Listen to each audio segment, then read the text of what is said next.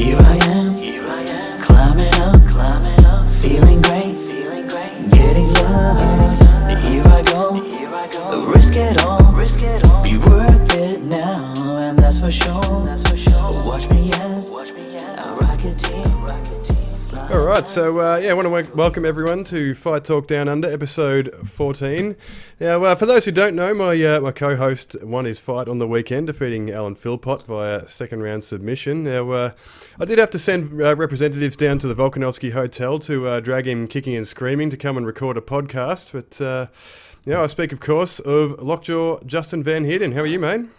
Yeah, doing good. We're back home after a successful trip to the Gold Coast. We're on the whiskey recording the podcast. I've been waiting for this and counting down. So no, we're doing good. We got the win.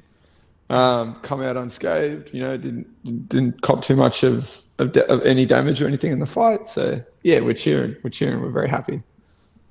Yes, we definitely are. And now, before we break the fight down, there's something that we need to discuss. We know that when fighters win, they do interviews, right?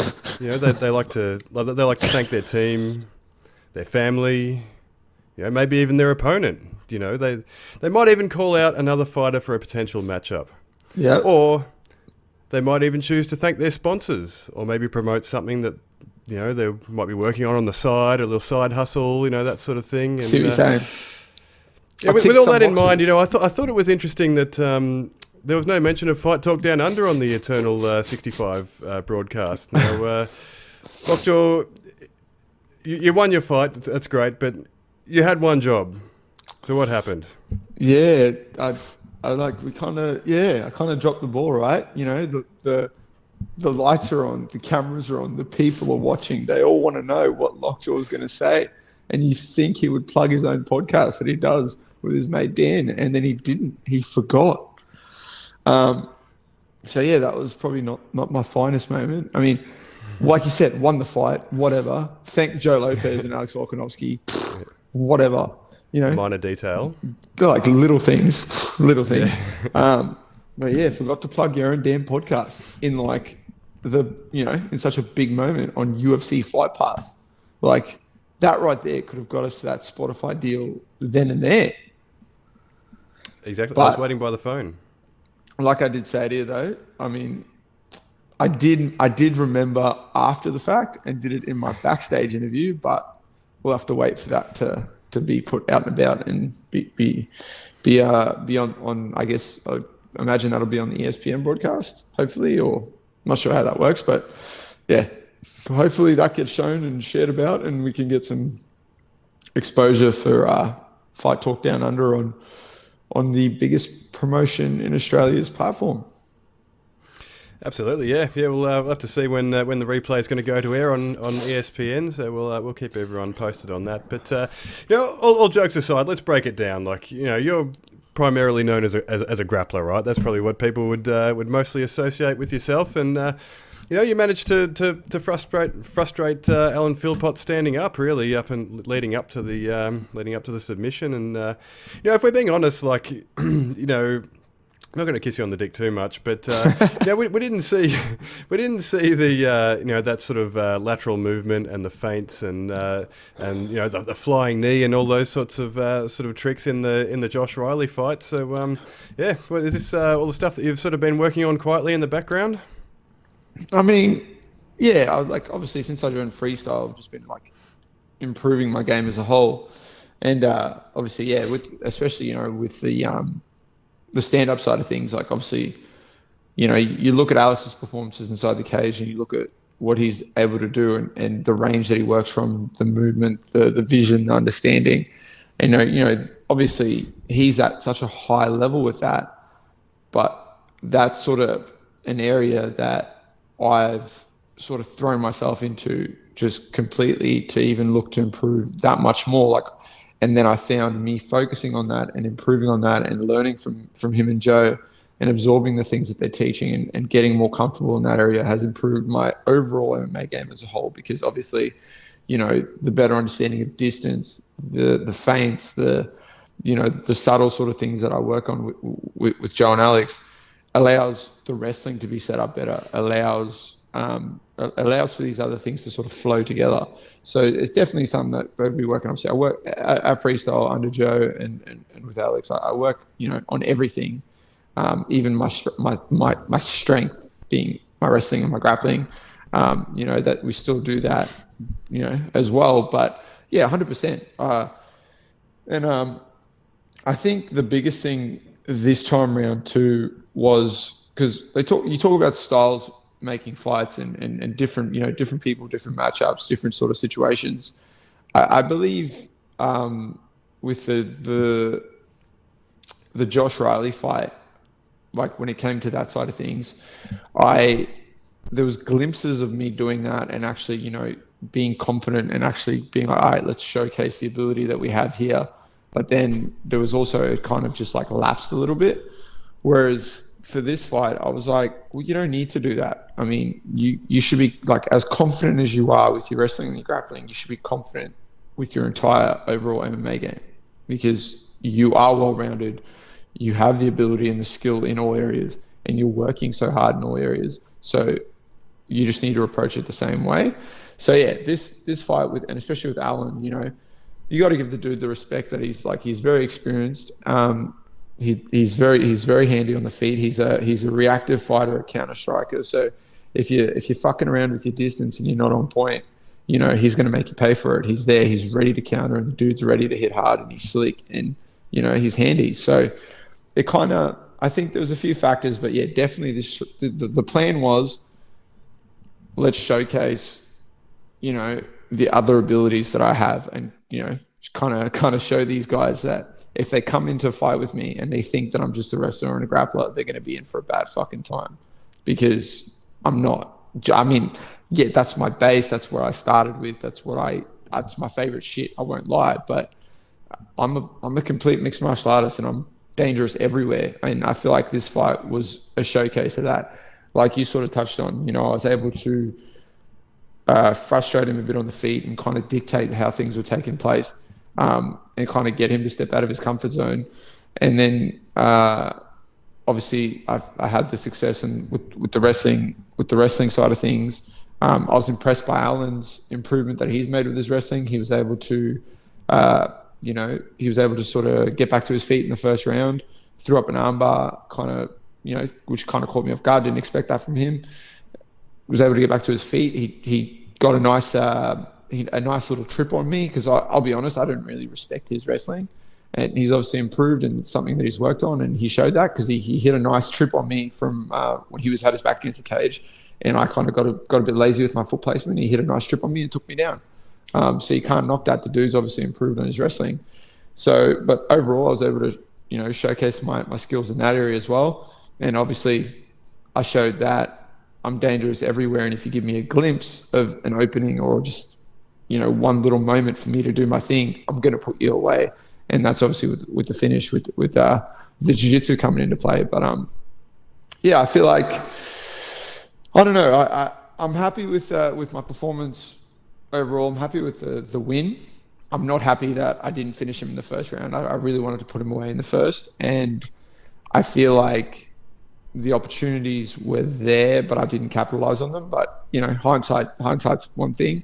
But overall, I'm pretty happy. And then, yeah, obviously there was a few things that I got to bust out and showcase, like with my movement, my distance, my head movement, my footwork. And then, yeah, that flying knee was that fucking close. And that's something that obviously I kind of, especially after taking him down, I knew was going to be open, because I knew that he wasn't going to be respecting what I was presenting on the feet, because obviously I'm a grappler, I'm the wrestler. So I felt like the opening was there, and it was that close. So credit to that dude for I guess, defensively getting something in the way and kind of not copying it square on the chin, because if he did, I can promise you right now, he would have fucking been 10 toes to the ceiling, and he would be looking up going, what happened? So, but obviously it takes two of us to tango. I can't get in there and do my thing and show out like that without an opponent and someone who's game and as experienced and, as dangerous as Allen is. So, yeah, obviously, mad, like everything. I know obviously the lead up was a bit weird, and obviously the guys just trying to get a fight, but, credit to that dude, credit to his team, and keen to see what's next for him. But I had to go out there and do my thing. So we got the win, we got the finish, and that's it. Yeah, you kind of spoiled the party, didn't you? Like Alan Philpott's a name who's been sort of talked about in Eternal circles for a while now, and they finally sort of managed to land him, and old Lockjaw comes in and spoils the party. Yeah, like obviously, you know, this is like we spoke about, and they met, you know, a big thing about it. Obviously, they've been trying to get the guy on for a while. This was like his 50th MMA fight or something in total, or some shit, or 50th fight in total, or some shit.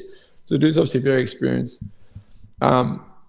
I think in Australia or in the Oceanic region, I think he's like the second most experienced, or this is probably the most experienced or the second most experienced person. It's like, and I've beat them both now. It's him and Rodolfo Marquez, and I've beat them both.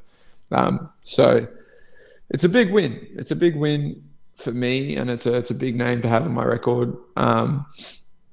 And yeah, obviously, you know, I'm going to be that bit more kind of stoked about it based on the lead up to the fight and all that sort of stuff. But, you know, it is what it is. It's the game we play. Like, you got to sometimes, you know, there's things that you got to sort of do and try to, if you feel like you need to do and say and that to try and get a fight. And that's all that was with Alan, I guess. I mean, he was really respectful after the fight, and, you know, was all good. So it was kind of, yeah, it is what it is. You know, we get in there, we compete, we do what we do, and then you kind of just wear what the outcome is. And like, even like directly after the fight, before they like did, you know, announce the winner and the post-fight speech and all that sort of stuff, like I said to Joe and Alex, I was like, and you know, Joe's like, you know, let's just be a good sportsman now. Let's just like do our thing. And like Volk said to me, he's like, you don't need to like do anything else now. Like, the loss itself is going to sting enough. Like, that's it. So let's just leave it at that, you know, because me being me, obviously, like, I wanted to, initially my first thought, like, point of call was to get on my post-fight speech and just rag on the dude. But yeah, you know, at the end of the day, that would have just done harm and taken away from my performance, and just kind of, it just wasn't needed. Like, I can promise you, if the outcome was different, like the situation was different, like if he spoke about my kid in the lead up or something like that, like if he took it too far, 100%, like I wouldn't have been nice and I would have been ruthless. But, you know, he didn't take it that far. So he kept the focus on me. So yeah, I didn't need to carry on after the fact. Like, the fight happened, I got the win, and yeah, it's kind of the outcome was all mine. So we just kind of relish on that and just go from there. But like I said this in my backstage interview too, I got to admit, man, I did feel a bit disrespected in the fact that Alan's the fourth dude that I fought, and I spoke to you about this. He's the fourth guy that I fought that's taken a fight with me after a layoff from the sport. And, you know, there's 4 guys now that have done that. And it's like, Toby Meach was the first one. I subbed him in the first round. Michael Barber was the second one. I beat the shit out of him in his hometown for 15 minutes. I just broke him.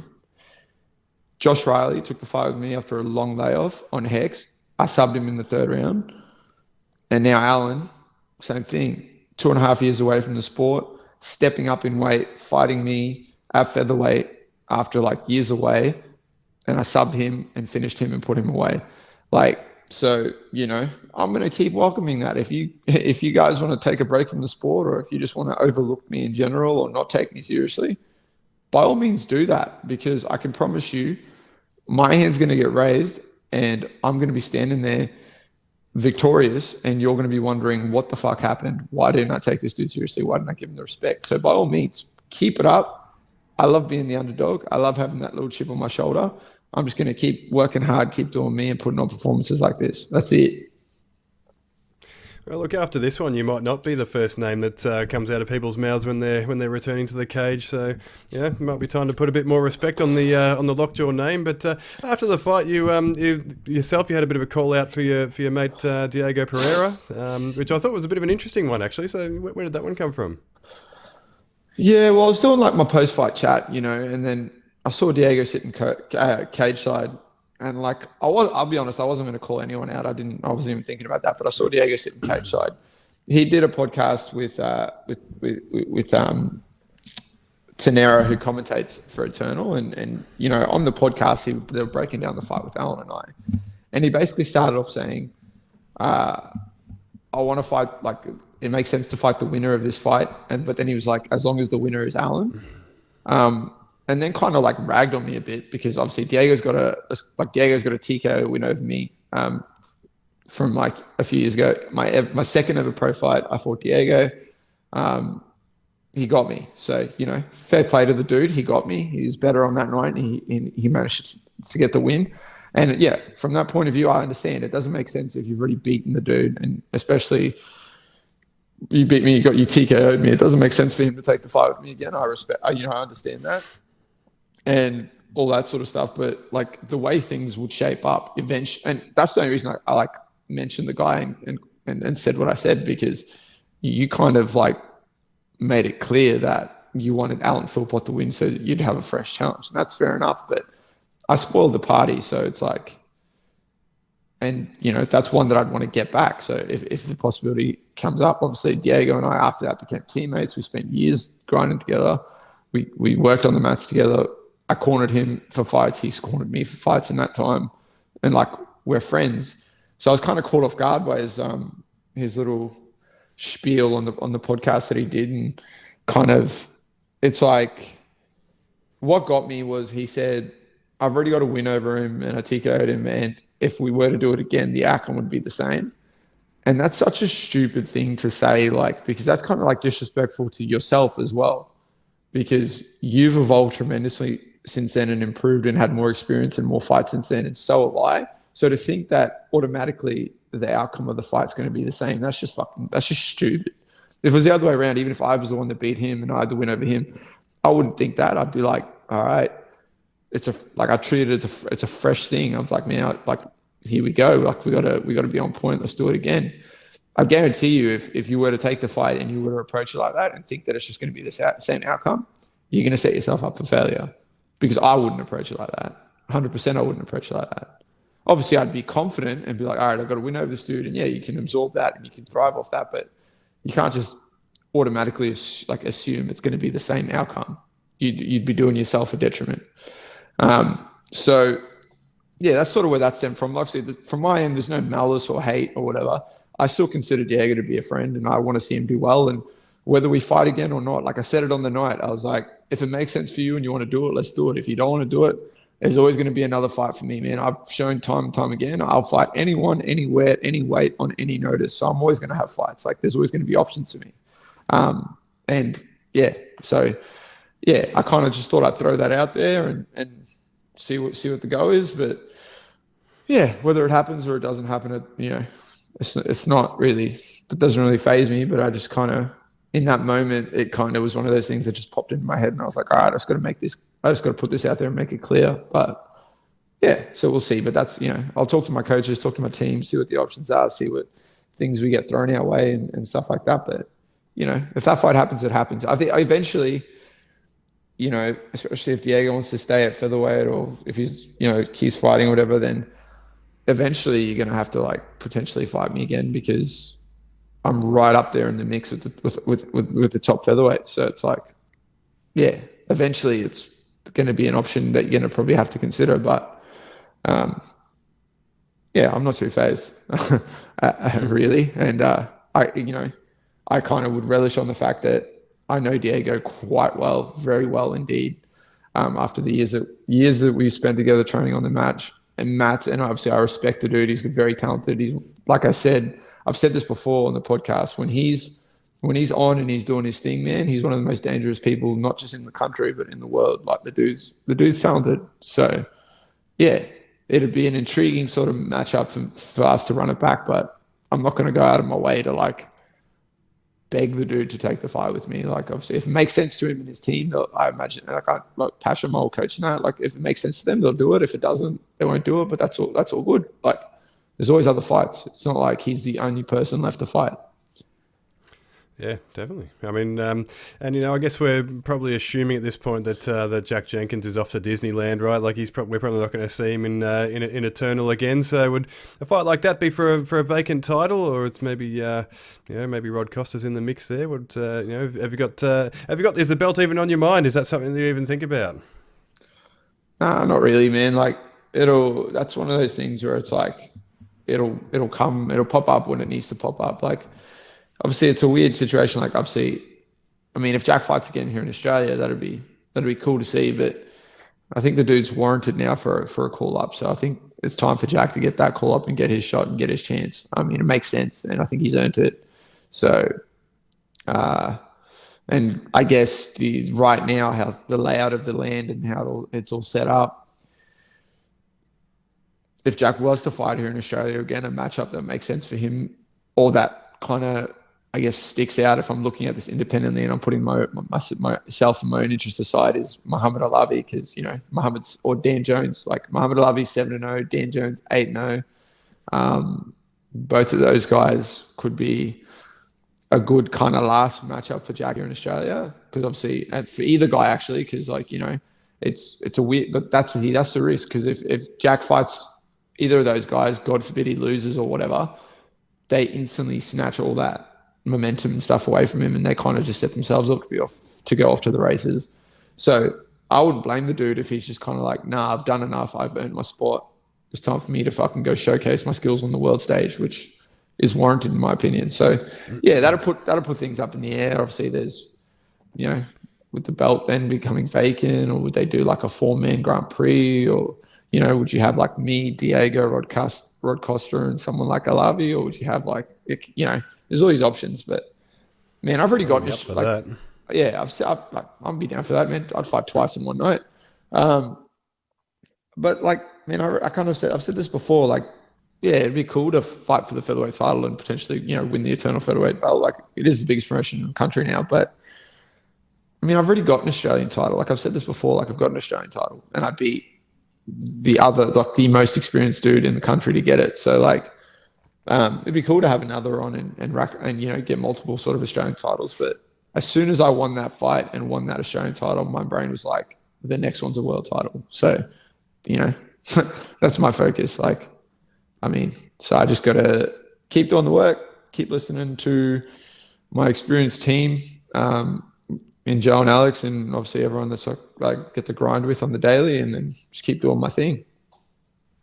Absolutely, and I guess elsewhere on Eternal 65, your teammate Mina Hada was in the cage as well against Selena Mongi. Now she came up short this time. It's only 2 weeks removed from her previous fight. So what did you make of her performance? Look, obviously on the night I watched it live. I was there. I want my teammate to do well. I was going to see, go for her, bat for her, and want to, cheer for her. And then after the fact, I kind of watched it back. I muted the fucking commentary, watched it back, and just wanted to watch it like independently and kind of judge it independently as an MMA fan, and kind of and just go from there. But it's a close fight. Don't get me wrong. First round I give to Selena. She got some control time and stuff like that, and secured a takedown. And Mina had some success on the feet. Round 2, very clear round to Mina. She did a lot of damage on the feet. She dropped Selena, nearly put her away. It's very close. And then the third round, so it's one apiece gone. The third round's very, very close. Very, very close. Mina did work on the feet. And then obviously Selena was able to sort of get some control time up against the cage and kind of find some success there. But I, along with a fuckload of others, whether Amina's not my teammate or not, believe like she did enough to win and sort of win the fight, because if we're judging it how the criteria that you're given, it's like effective striking, grappling, aggression, and control, right? Selena had some control, but Amina had damage on the feet. Like, she did more damage. You look at Selena's face after the fact, like that should tell the tale of how the fight went. And if you haven't watched it, go back and watch the fight. Let us know what you think and stuff like that. But for me, your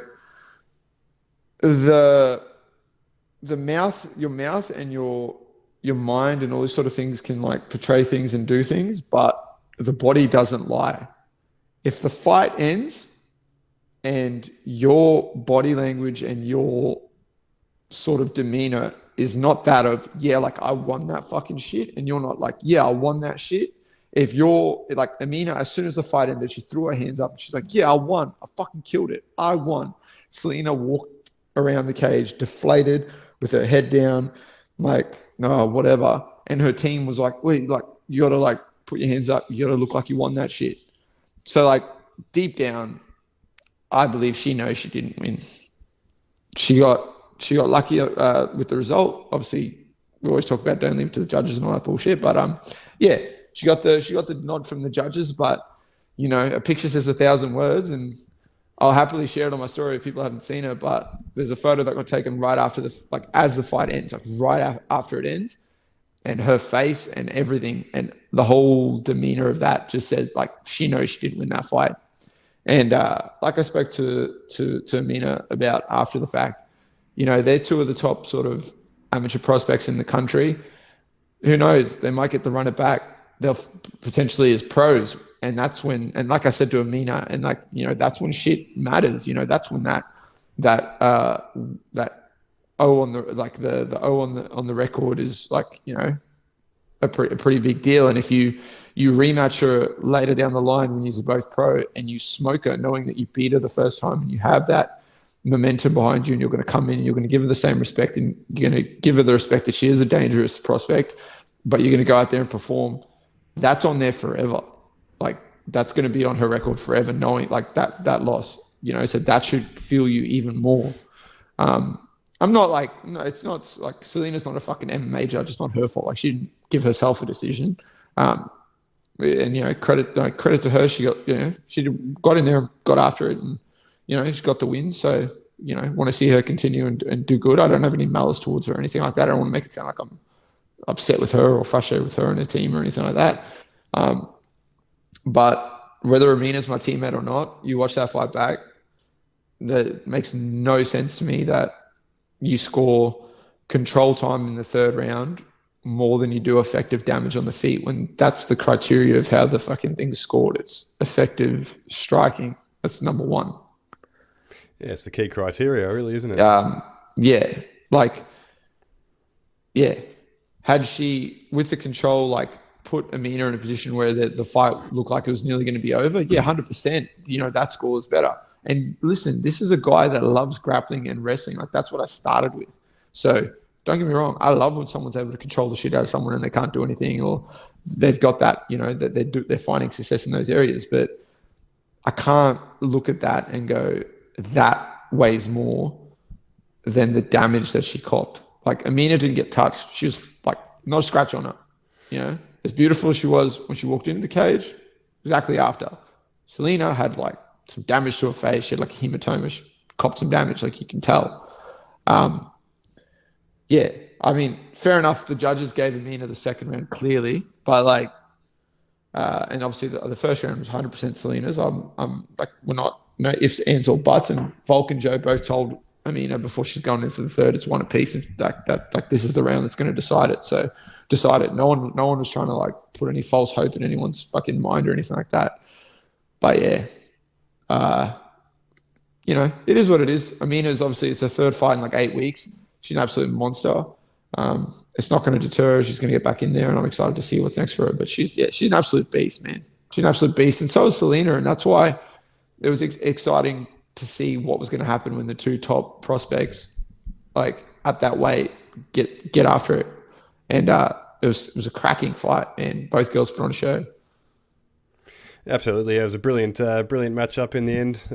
Yeah, like you say, and you know, again, as you touched on there, like the amateur record, it all sort of all sort of fades away. So you know, they just get a free hit at it really early in their career, and it was it was a fun one for the fans. So yeah, let us know what you all think of the result. You know, we can start the debate on the Fight Talk Down Under Facebook group. See how everyone scored it. But Also on the main card, there was Tim Schultz versus David Martinez. So they came in before yourself and Alan, and it pretty much played out as we predicted, really, didn't it? Like Martinez's grappling advantage was pretty clear, and you know, in the end, it was a much needed win for the smiling assassin, and you know, for Schultz's part, look, it was his third pro fight, so you know, he went big and he came up short, so I'm sure he learned a lot.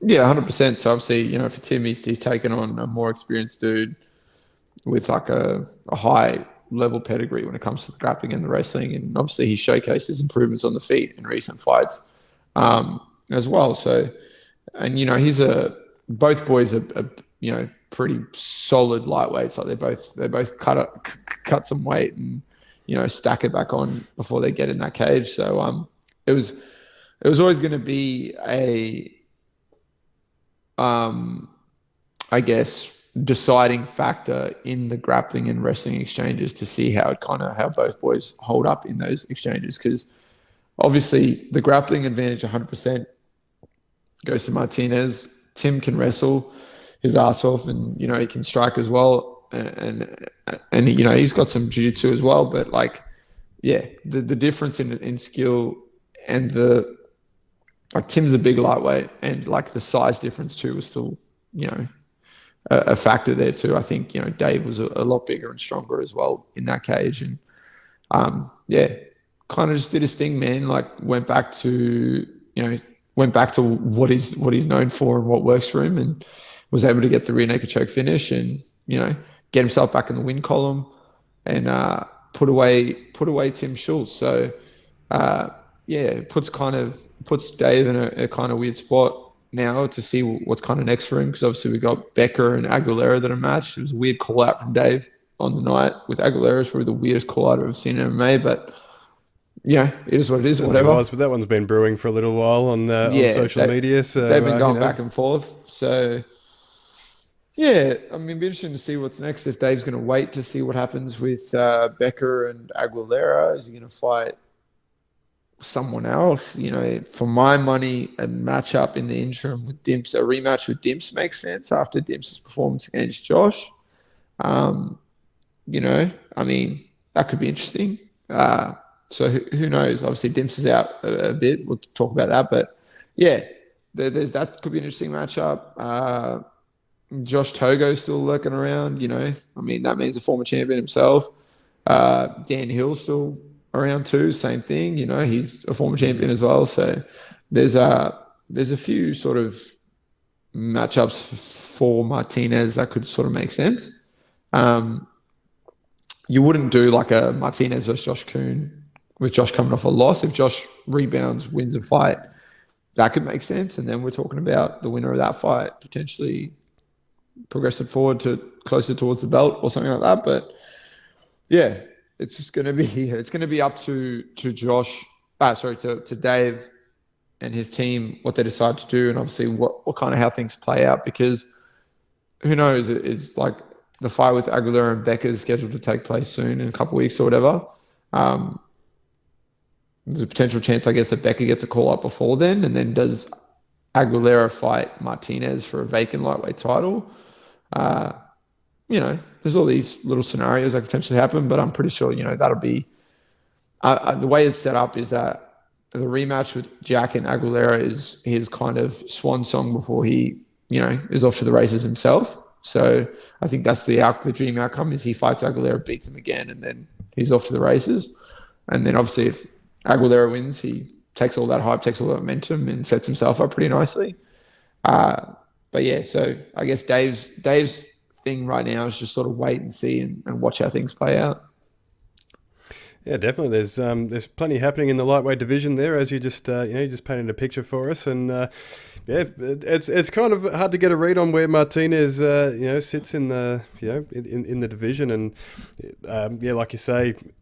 So you got something to say there? There's one more thing that I forgot is motherfucking Blake Donnelly is still in the picture and in the mix, guys. Let's not forget about Blake fucking Donnelly, all right? Don't you worry. My boy Blake's going to be back in the mix real soon. So that's gonna throw a spanner in the works too. And he's already got a win over Dave Martinez. There you go. Yeah, there's fun matchups for him in there as well. And Martinez, it kind of feels like, he's back in the win column now. He's beaten Tim Schultz, but I don't know. It kind of feels like maybe he needs another win just to sort of get himself back into that title picture. He was on a bit of a skid before the fight on the weekend. So, but I guess at the same time, Aiden I think has lost 4 in a row, and he's been sort of fast tracked into a title shot with Jack Becker. So, potentially it could be a fun matchup. They might just choose to sort of strike while the iron's hot with that the grudge match with Aiden and Dave. Yeah, who knows? Yeah. Look, he's back in the win column. That's the important thing, and hopefully he can keep that momentum going. But in the main event was obviously Josh Coon versus Dim Skillies, and it really played out as advertised. Like, what can we really say about a fight like that? Like, it was an absolute war in the end, as advertised, and really it was probably Gillies' defensive fundamentals that were probably the difference in the end in what was a bit of a back and forth war. So how do you break that one down? Yeah, it was a slugfest. Obviously, on the night, I only got to watch the first round live because obviously I fought on the night, and the whole process was just crazy. And then I was doing a backstage interview and blah blah. But watching the first round live was just fucking insane because obviously that's Josh's. That's his whole fight experience is based on that first round. So he was still fresh then. He was still feeling comfortable, feeling confident, and the boys just got after it. It was like a slugfest. So. To sort of see that was insane. Obviously, after the fact, I watched the whole fight back, and it was fucking insane. It was obviously just a slugfest, but that was always going to be the interesting factor. Like, obviously, the if you're a betting person, I wouldn't blame you for betting and thinking that Josh Coon was just going to get another first round knockout. Obviously, it's hard to knock that when that's what he's done his whole fucking career, but. We did sort of touch on the fact that it's going to be interesting to see how he responds when he does throw them big shots, and Dimps wears them, smiles back at him, and is like, let's go, let's do it. And obviously Dimps fucking showed exactly that. Like, he wore a couple in the first round that were like some hard shots, and then after that, the head movement was on point, the hand placement was on point, the defensive side of things was just perfect for the dude. And he was slipping, moving, fucking countering. He was just doing his thing. It looked like he was having a ball out there. And obviously after the first round, when they come out for the second round, that's kind of like when we saw that adversity start to creep in for Josh, and the doubts start to creep in, the uncomfortable territory, the deep waters, that sort of stuff started factoring in, and then. Dimps dropped him twice. Like, he nearly put him away earlier in the fight, and then he dropped him right on the bell at the end of the third round. So it was just really, it started off just being a slugfest in the first round. And then from like the minute into the second round, it pretty much just turned into a clinic from Dimps. Like, that's the way I'd describe it. It was just a clinic from there on out. It really fucked me off when I watched it back. And like, it's not a knock on Tanila or Ben Vickers, but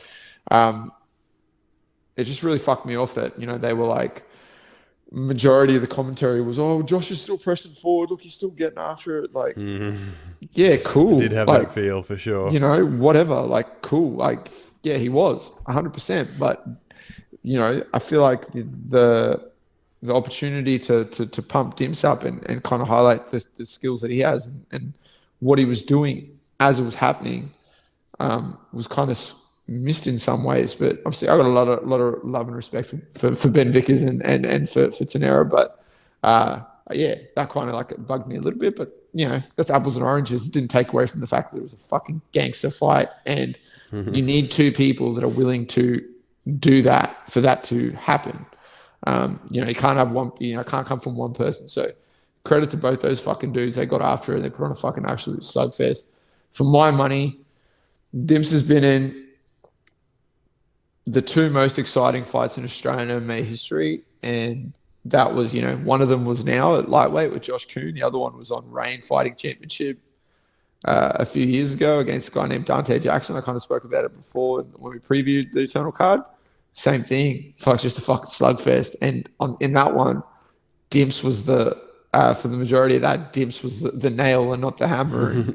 And you know, so the dude can take it and he can give it. And, you know, he's fought at heavyweight. He's got knockouts at heavyweight, middleweight, welterweight, lightweight. And he's shown that he can cop it and fucking chin for days.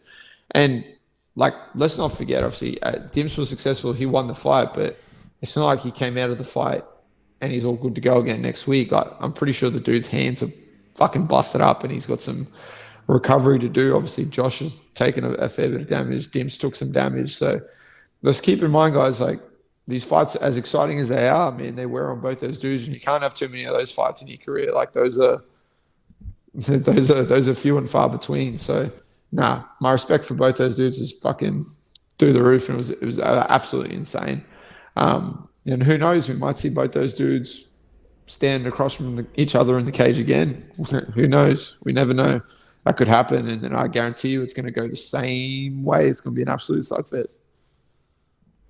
Absolutely, yeah, and yeah, like you say, a fight like that, it takes something away from from both the competitors. You know, you don't come out the same after a war like that, and Gillies looked pretty sore. Like Dempsey was, struggled to sort of get his hand raised in the end. They were struggling to get his wraps off. It was pretty hard to watch. Actually, it was a pretty rough scene there. So it looks, as you say, it looks like some sort of a hand injury or something like that, which for Dimps, like, he's obviously got a bit of momentum back in MMA now, so I assume we'll see him in the cage again sometime soon. But he has been pursuing boxing before this fight, so obviously a hand injury is probably not going to be rough great for him. The dude likes to fight, and exactly that. I mean, it's hard to watch that. Right after the fight, he was at the back, and so I saw him, and then, I mean, being a dad, being a parent, it's pretty fucking, this probably like tugged on the heartstrings a little bit, but like the dude couldn't even hold his fucking baby, man, like after the fight. Like, that should just tell you right there, that's rough, bro. Like, that's what that fight took away from him. The guy can't hold his kid for the next however many weeks, or even if he can, not easily. So I don't know if you guys, like, for people, our listeners or everyone like tuning in now, like, I don't know if you know, but Dimps is a proud fucking dad. So, shit like this takes away from you. You know, he's made it clear time and time again. He does what he does because it keeps him on the straight and narrow, it keeps him in a good place, and provides for his family. So, you know, fucking good on that bloke, and good on Eternal for giving them all the bonuses. Yeah, absolutely, well deserved. Now, did they say on the telecast that he has 9 kids? Is that right? Holy moly, that is insane. He's got a whole tribe. Yeah, that is unreal. I've got 2 at home, and that is busy. 9 is absolutely insane. But so shout out to Dimps and Mrs. Gillies. That's an effort. Yeah, straight up.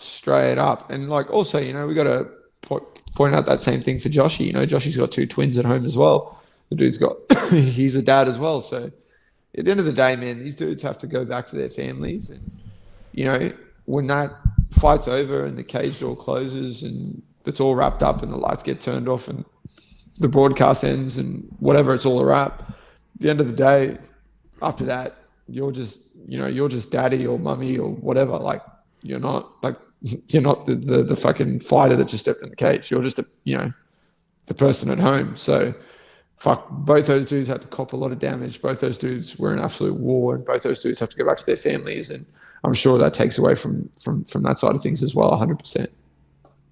Absolutely, and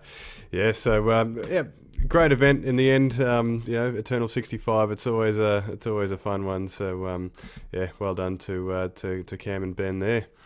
Now we're going to cover off. We'll quickly run down No Limit Boxing. Now this episode's going to go live pretty much on the day of the fight. So once again, we'll be judged in retrospect with our predictions on this one. But we'll quickly run it down. The card's headlined by Paul Gallen versus Chris Tersievski. Now, we obviously have to respect what Paul Gallen's doing. You know, he's been pretty open about being out there to promote Aussie boxing. You know, he's sort of the tent pole in an event that's littered with up and coming fighters. So, you know, you got to respect him, and you know, he's done pretty well in the ring too. You know, his skills are obviously pretty limited. You know, he's had a late start in the sport, but you know, and he's fought guys of a similar vintage to himself. But you know, he's had some good wins, like you know, Lucas Brown is obviously a former world champion, and you know, took on Justice Hooney as well, which was obviously the fight didn't go his way, but that's you know, takes big balls to take a fight like that. So you know, this time he's facing Chris Tersievski, who's you know, looking down his record, he's got a pretty much identical record to Gallen. Gallen's 12-1-1. Tersievski's 10-1-1. So, you know, he's you know, probably should have the advantage over Gallen skill-wise, but you know, it looks, looking down his record, he looks like an untested opponent. So he might be sort of another hand-picked opponent. But yeah, what do you reckon of Gallen versus Tersievski? Fuck, man, he is putting some eyes on Australian boxing, so I'm all in on the G train. Fucking.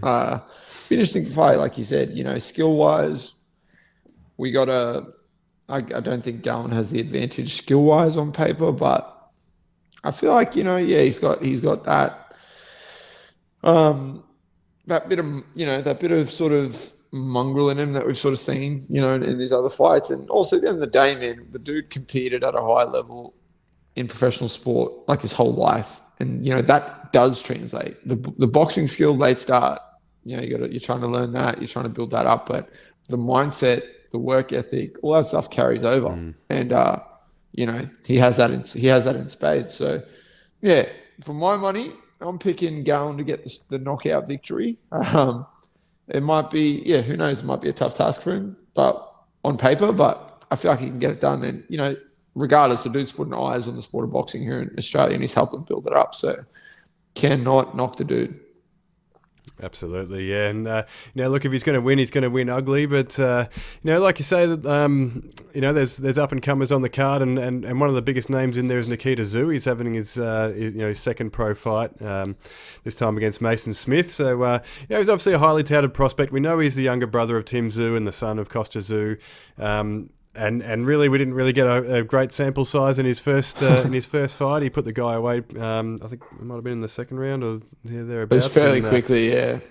And but you know, he looked pretty sharp doing it. But this time they've picked a guy called Mason Smith, who's I think he's from here in Melbourne. He's 5-0, so they're not picking bums. You know, like you see guys like Nikita Tszyu. You know, they might have a name.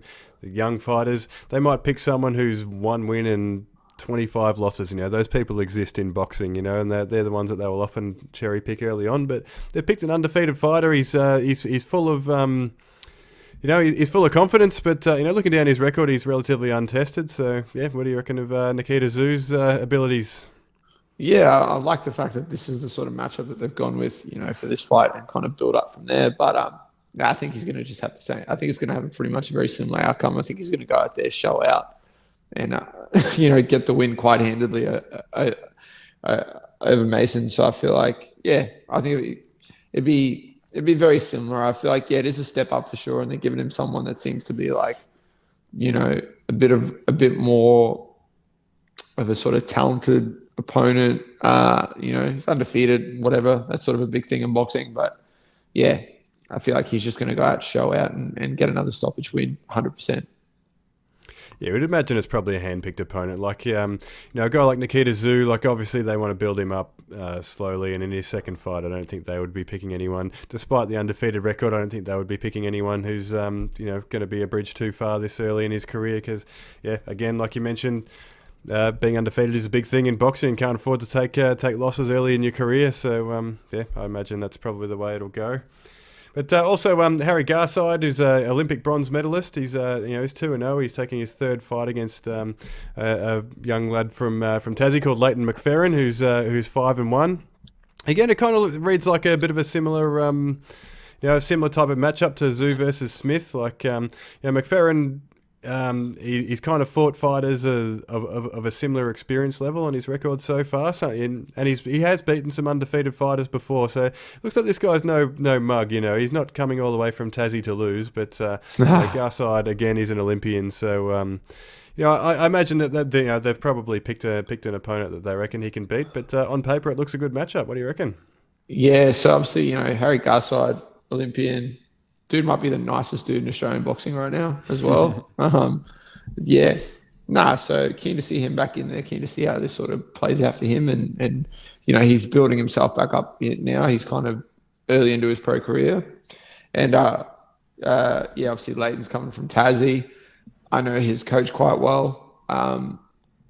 Obviously from the MMA side of things, he's Sean Etchell's head coach as well. So, they're down there from Tassie, and I don't know if you've been to Tassie or if you've seen some of these boys from Tassie, but they love to punch on. So, I think it'd be a big oversight for Garside and his team to think that this is going to be like a straight up just clinic that they can put on and an easy win for them. Obviously I like both guys. I like both guys' chances in the fight. Obviously you got to give the respect to Garside. He's an Olympian. You got to that is a big factor that plays into this. But then on the other end, you've got to sort of also go with the fact that Olme's from Tassie and Tasmanians are a bit fucking wild. So who knows what's going to happen when they get in the squared circle and start punching on. But yeah, it's a weird one for me to pick because obviously with Twiggs' background being an MMA coach as well, coaching people like Sean Etchell and being involved in the sport of MMA as well, my heart's going, let's ride or die with the boys from Tassie, but then my head is going, Garside's, he's a monster, he's a beast, and he's got that Olympic pedigree, and he's kind of showcased his skills in his last fight even more so. So yeah, I'm a bit tossing up the matchup. I'm a bit confused about who I think is going to win, but you're always going to get a prediction from me. So for my money, I'm going to say it's going to be a slugfest. It's going to go the distance. And I feel like we're going to see Garside edge a decision. Yeah, I agree. I think it's probably going to go that way, but I think maybe just the boxing skills might be a little bit sharper on Garside's end. And look, McFerrin was really respectful at the presser as well. Watch the presser yesterday. They were saying it might be the nicest fight in the history of Australian boxing. Both guys were really nice and respectful to each other. Obviously, we know Harry Garside's a really nice and respectful character as well, but. One fight that certainly won't be the nicest fight in the history of Australian boxing is Hassan Hamdan versus Trent Girdham. These two have had plenty to say to each other, and it's a fun matchup on paper. Obviously, Trent Girdham's your teammate, so you'll have plenty to say about him. But he's undefeated so far in boxing. He's coming up against a highly fancied prospect this time. But Girdham's a guy who's been there and done that in MMA. And he's had plenty to say to Hassan Hamdan, who's obviously the son of former world title challenger Nader Lionheart Hamdan, and he's trained by Jeff Fennick. So he's a guy who there's high hopes for him in the sport. But it sounds. I guess for me, it sounds a little bit similar to Hardman versus Zarafa on paper, Girdham's kind of crossing over from MMA, and he's taking on someone who's been sort of boxing his whole life. So, what can you tell us about this matchup, and what are Trent's boxing skills like? Can he match it with a guy like Hassan Hamdan? Hamdan's obviously, the dude can box, man. He's got some skills. He's a good boxer. And obviously, Trent is my teammate. It's no secret. I want to see the dude go out there and fucking kill it. So obviously, I'm not going to pick against my fucking boy Trent. But yeah, Trent can box. Trent's just a very talented individual when it comes to the art of fighting in general. When it comes to the MMA side of things, the dude can do it all. But if I was to pick one thing or one area that the guy just has a certain, swagger or just kind of ability to just do things that you're like, what the fuck, man? And just kind of just looks like he's just flowing and playing and just, not even really trying. It comes to the boxing because that's his base. That's what he started with. People don't actually know, Trent, he can box. He can legit box. So, and he's got a really good coach. And he's obviously undefeated so far in boxing, and this is a a good matchup. This dude's going to, Haas is going to be out there ready to put on a show. He's going to have a chip on his shoulder. You know, training under Jeff too. The guy's going to want to come out and showcase his abilities, and he can box, man. He's a good boxer, but I think people are just going to be in for a pleasant surprise when they, this is going to be another fight where Trent can showcase his abilities, his experience as a fighter. Like, regardless if it was in MMA, the dude's fought all over the world. He's had like 40 odd fights in his time, like across boxing, kickboxing, MMA. And like I've spoken about, that experience in general, in just competition in sport, translates. It doesn't matter. It doesn't matter if he was playing fucking basketball. That would translate in some way. But the fact that it's MMA, kickboxing, that sort of stuff to boxing, yeah, I get it. Boxing's a different sport in that sense. We've seen MMA people go over to boxing, and we've seen some success. We've seen some people struggle a bit, but this is a special instance. I mean, when it comes to fighting, the dude is just born for this and made for this. When it comes to the art of striking, whether it's kickboxing or boxing, or just if it's on the feet, Trent can do it. And obviously, Haas is a talented boxer. He comes from a lineage of boxing, like a family lineage of boxing too. So the dude's been doing it his whole life. So I expect some fireworks, but yeah, I feel like Trent's going to come out and spoil the party for Haas and his team, and he's going to have he's going to have a clinic put to showcase and put out there for everyone to see, and kind of just have Haas 10 toes to the ceiling, looking up the sky, going, "What the fuck just happened? I got knocked out by the MMA fighter." Yeah, so we had some technical difficulties there, but I think we're all under control now. But like I was saying, like Trent Girdham, he's he's an intense character. Like the stare down at the weigh-ins today was pretty intense, and and his words yesterday. Actually, I wanted to put this one to you. His words yesterday, and we talked about this off air.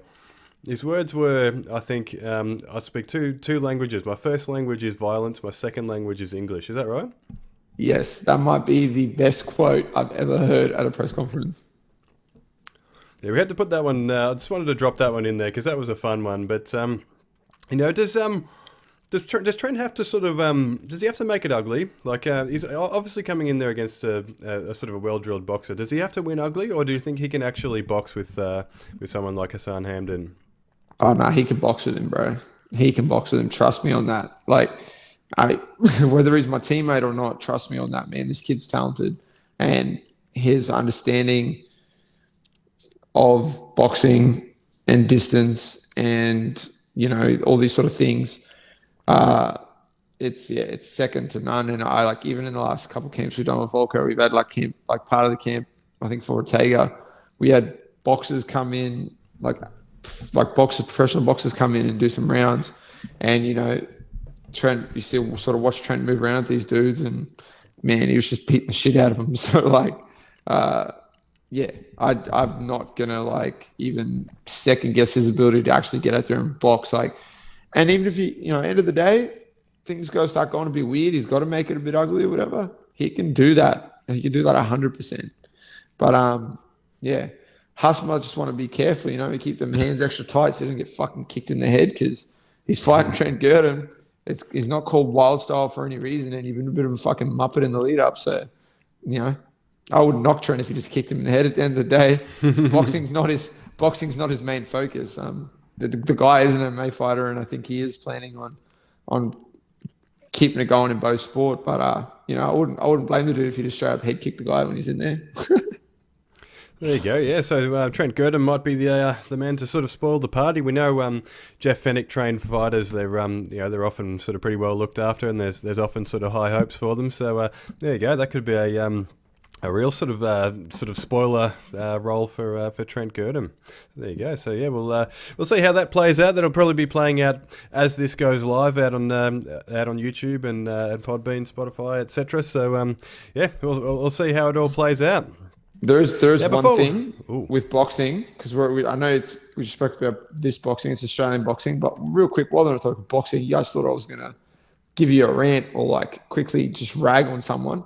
But if you are one of these fucking people, I don't care if you're listening to my show, anyone's show, it doesn't matter who it is. If you're one of these people that's out there right now ragging on Canelo Alvarez, go fuck yourself. Go run your head into a brick wall and go fuck yourself. How can you knock on a dude that lost, who has cleared out multiple divisions, got belts in multiple divisions, who then put himself on the line, jumped up to another weight again, getting after it, taking on someone, and putting himself on the line like that, putting his legacy on the line.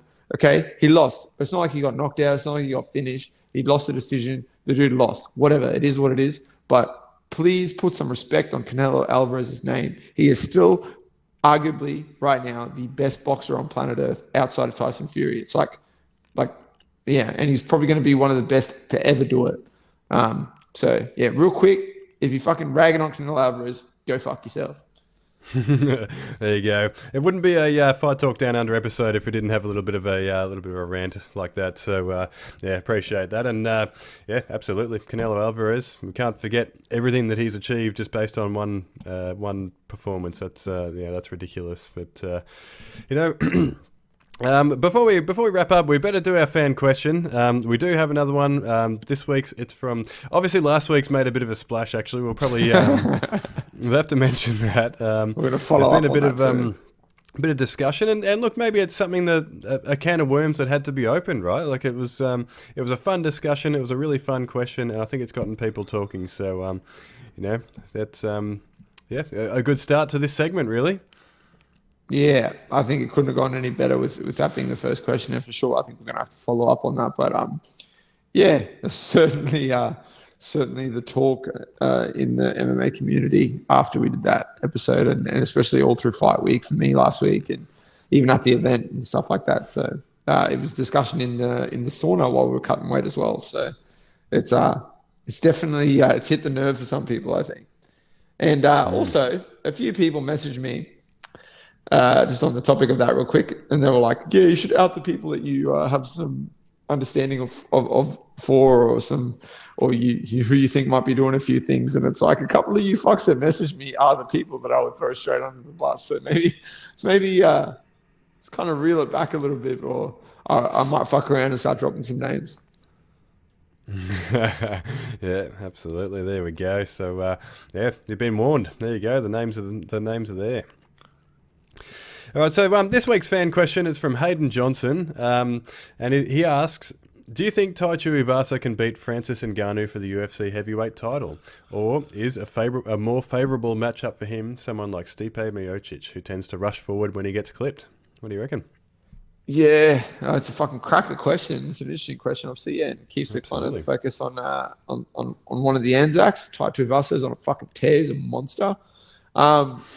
Yeah, I got to say, man, it's hard for me to pick against Ty in any facet based on his run that he's on and the performances that he's had. And, he just knocked out Derek fucking Lewis, who is arguably, outside of Francis Ngannou, the other scariest puncher in the heavyweight division. He's had the most knockouts. And, he's one of those people you kind of like, if you stand and bang with him, there's a chance that you're going to get fucking put away. But I think Francis is just that extra level step of scariness above that. Yeah, I think Francis is a less favourable matchup for Tai Tuivasa. Like, if the fight got booked and we're doing a breakdown for it, I'm going to pick Tai. I want to see him do well. You got to pick the Anzacs, but fuck, man, that's not a good matchup. Like, the fact remains that Francis, before his recent sort of performances, like when he won the belt against Stipe and then the fight with Cyril, it was a case of, it doesn't matter if the dude threw 15 punches at you and 14 of them missed. If that one landed, you're done. That's it. Look at the Rosenstreich fight. He threw wild punches in bunches. All of them missed. That one landed, and he sent the dude to outer space and turned him to stone. And then we've had him evolve after that. The fight with Stipe, he showed his patience. He showed, levels of improvement in his wrestling. And then obviously the Gallen fight, the dude made the adjustments, blown out knee, fucking all that sort of stuff. Ended up wrestling and, winning the fight that way, defending his belt. So, yeah, it's an interesting fight in that capacity that both guys, obviously, they prefer to strike, but both guys have made improvements in their wrestling. So if that fight were to happen, I feel like, it would end up being like a sort of slugfest a little bit on the feet. But yeah, I don't know. I think for my money, a matchup with Francis Ngannou is a lot harder for Tai Tuivasa than even a matchup with Stipe Miocic, John Jones, or Cyril Gane. I know, I understand, Cyril Gane, he's got that movement, like not many heavyweights move like him. He's got really good footwork. He can fight from both stances, and, that could be a problem presented for someone. But I feel like Ty's got that, he's got that same sort of special quality in a division where everyone can put you away with one punch. It's like he's in that same sort of bracket as Derek Lewis, Francis Ngannou, where it's like, it just seems like if Ty touches you, like it's a fucking problem. And for my money, Stipe, someone like that, gets clipped, rushes in, wants to get one back. That plays perfectly into Ty's game. Cyril Gane, hard to hit. But in saying that, Ty's evolved a lot. He could press Cyril against the cage like he did with Lewis, land an elbow, put him away. Like, I can see that happening. John Jones, talented as he is, as good as he is, he probably is the greatest mixed martial artist on planet Earth. Or one of, I feel like, yeah, he fought a light heavyweight his whole career. I feel like if someone like Tai Tuivasa, Derek Lewis, Francis Ngannou hits him, they'll put him to sleep. They'll turn him to stone. So those matchups are all more preferable for me for Tai than Francis Ngannou. But yeah, I don't know. That's sort of how I see it. I feel like if that fight gets booked, I'd want to see Tai win. I'm going to back Tai 100%, but fuck, it's a hard matchup for him to win. What do you reckon? I agree. Yeah, I completely agree. I think with Tai Tuivasa's style, he has to sort of wade into the fire a little bit to sort of to put his hands on his opponent to knock them out.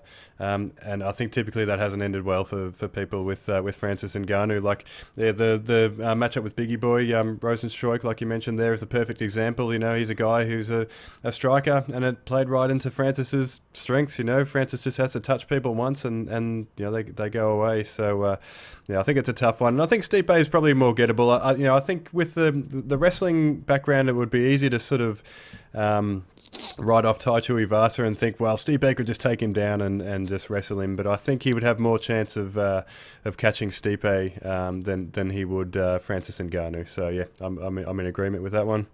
Yeah, that's a fucking. I mean, just yeah, it's an interesting question. It's an interesting thing to sort of break down and dissect. But yeah, I just feel like you look at Ty's fight with Greg Hardy, his fight with Derek Lewis. He got clipped in both those fights, man. Like he got hit, and he got hit hard. I mean, and you see he adjusted, wore through the adversity, and put both of them away. Especially with Derek Lewis, like it's fucking insane. Like no one's done that to Derek, and then he just went and did that. But he's got Cyril Gane to worry about in his next sort of fight. But if he goes out there and does his job against Cyril, the possibility of this matchup with Francis seems like a certainty, and then we are going to probably be breaking it down and doing a proper look into it. But it's a scary fucking matchup for anyone, but especially a guy like you hit the nail on the head, a guy that has to throw himself into the fire and experience a bit of adversity to find the success in the way that he likes to. Absolutely, but what a fun matchup that would be. Like if Tai is able to get past Cyril Gane, then Tuivasa versus Ngannou is just an incredible matchup on paper for MMA fans. Like obviously us, we're biased. We're Australians, so it's kind of a scary one for us. But for the MMA neutrals, that's everybody wins. That's a fun one. Yeah, 100%. There's no way that fight goes the distance. Absolutely, yeah, absolutely not. Of course, everyone, if you've got any questions for future episodes, let us know on social media. Our handles are below. I think we showed in episode 13 that sort of no topic was too big or too controversial. So let rip. Give us something to work with. So we're all ready for questions for episode 15, and of course in episode 15 we'll be recapping No Limit Boxing, and we'll cover all the local news, and we'll have some fun along the way. We'll answer another fan question. So until then, Like and subscribe, YouTube, Spotify, Google Podcasts, Podbean, Fight News Australia.